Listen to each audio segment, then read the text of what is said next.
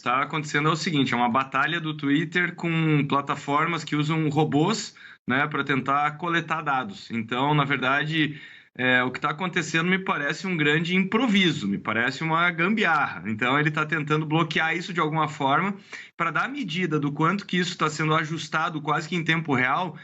Esse limite que você mencionou, ele já mudou 2 vezes só nas últimas 24 horas. Então, inicialmente, ele citou um número bem mais restrito, depois foi aumentando e aumentou uma vez mais, né? Então, para até 10 mil interações aí para quem não faz o pagamento e para 1.000 interações para quem não tem o Twitter Blue, e também ele falou que vai ser ainda mais limitado para as contas chamadas de novas, mas também não foi especificado o que eles consideram uma conta nova.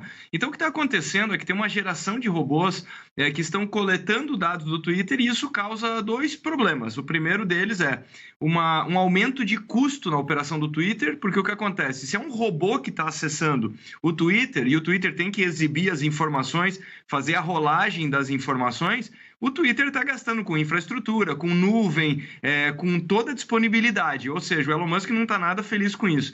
E a segunda coisa é a coleta em si das informações. Então, só para deixar claro, isso aqui não é diferente do que, por exemplo, o Google faz para poder indexar as páginas. O que o Google faz? Ele acessa os sites, coleta as informações, e aí, quando você vai fazer uma busca, ele consegue te direcionar. Aquilo que você procurou está dentro dessa página. Então, o que o Twitter detectou é que tem aí uma geração enorme de robôs, né, a lá ChatGPT, coletando essas informações do Twitter, e aí o Elon Musk está tentando travar esse acesso de alguma maneira. O que eu acho que acontece é que acaba punindo os usuários que não tem nada a ver com isso. Isso é verdade, né, Arthur? E, aliás, parece que no começo, pelo menos, houve até pouca transparência, né? No começo, os usuários acharam que tinha ali algum problema, né? Que normalmente acontece nos sites, nas redes sociais, mas era algo proposital. E você citou algo interessante, que o Google já faz isso há muito tempo, né? Mas a gente não vê tanta gente, inclusive o Elon Musk, a princípio, fazendo críticas tão fortes e tomando medidas drásticas contra o Google. Embora ele diga que, no caso do ChatGPT, ele possa até processar, né, as empresas. A gente pode colocar aqui algum lado de quem está certo, quem está errado, porque se por um lado o Elon Musk não faz a mesma coisa com o Google, por que ele está fazendo com esses robôs? Ele pode ter algum outro tipo de interesse nisso? Me parece que sim. Somando as informações aí, me parece que fica muito evidente, porque o que acontece? O Elon Musk, inclusive, foi uma das pessoas que assinou aquela famosa carta que pintou aí alguns meses atrás, falando que o avanço da chamada inteligência artificial generativa devia ser freada, devia ser paralisada por pelo menos 6 meses, que o ChatGPT e outras ferramentas eram uma verdadeira ameaça, que ele estava super preocupado com isso.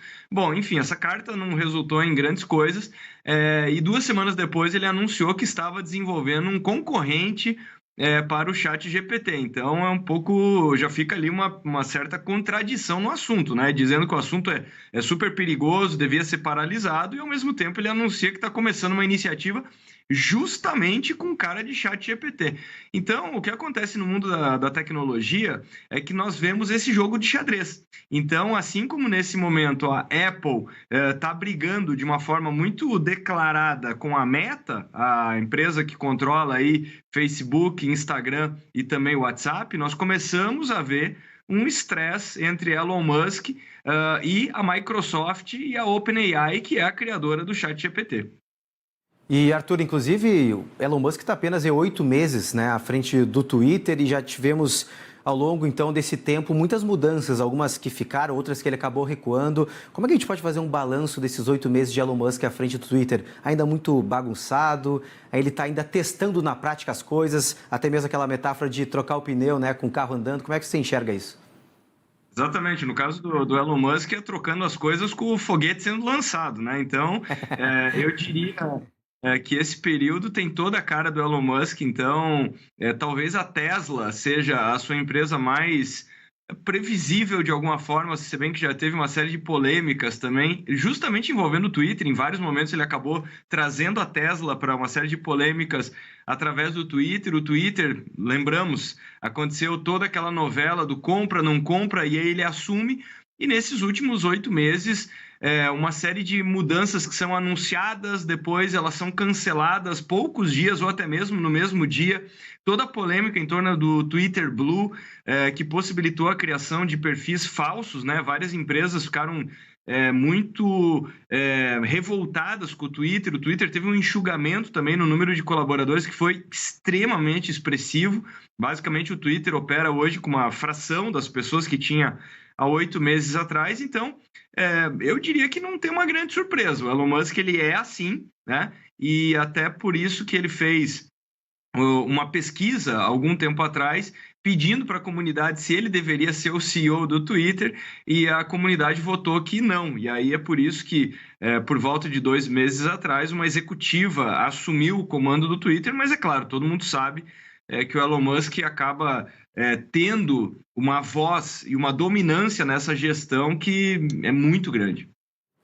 Pois é, Arthur, e falando de dominância, eu queria falar rapidamente, a gente tem pouco tempo, 1 minutinho, da dominância do Twitter. Qual a possibilidade, depois de tantas idas e vindas do Elon Musk, com muita polêmica no ar, porque ele já é, né, um cidadão bastante polêmico, qual a possibilidade de essas lambanças dele, né, para muita gente são lambanças, dificultar ali, né, o trabalho do Twitter, que as pessoas passem a não consumir mais o Twitter, que não usem mais? Há alguma chance disso ou o Twitter realmente é tão dominante que já se tornou algo imprescindível ali na vida das pessoas?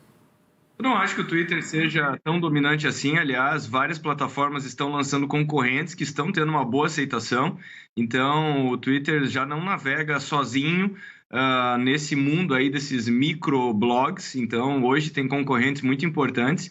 E eu acredito que esse episódio da limitação do acesso, como eu já falei, por um lado, ele está tentando bloquear esse acesso dos robôs, mas vai deixar uma série de usuários insatisfeitos, principalmente aqueles que não são usuários do Twitter Blue e mesmo esses que são assinantes, porque a pessoa está pagando uma mensalidade ali que custa pouco mais de R$40 e ainda assim ela pode ter uma limitação no consumo, né? O que é uma coisa que definitivamente o usuário não esperava.